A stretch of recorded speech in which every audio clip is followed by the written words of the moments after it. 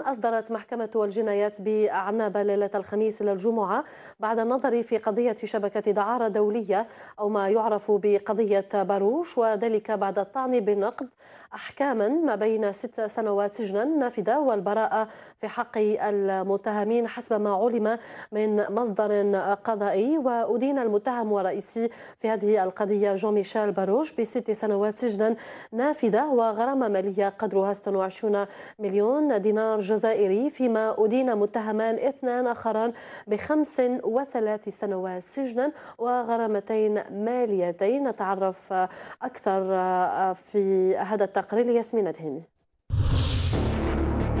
هو راعية فرنسية اسمه الكامل جون ميشيل باروش، صانع أكبر فضيحة أخلاقية بالجزائر، وهو يختفي وراء الستار صاحب وكالة وهمية لعارضات الأزياء بإحدى الأحياء الراقية بعنابة. قدم إلى أرض الوطن في مهمة للإيقاع ببنات الجزائر، مستعملا عروضا إغرائية مكنته من اغتصاب العشرات من القاصرات وهن تحت تأثير المهلوسات، وهي الجريمة الأخلاقية التي اهتز لها الشارع الجزائري سنة 2012.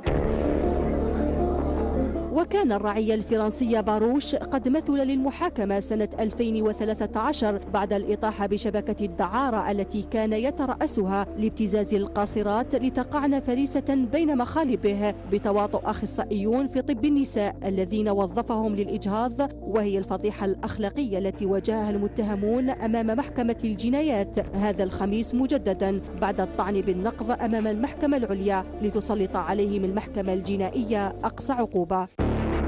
وهكذا طوت المحكمة قصة العجوز باروش ذو الأصول الفرنسية الذي كشفت مكيدته الدنيئة مراسلة صحفية جعلته يقبع لسنوات وراء القضبان عقابا على ما فعله بالفتيات الجزائريات.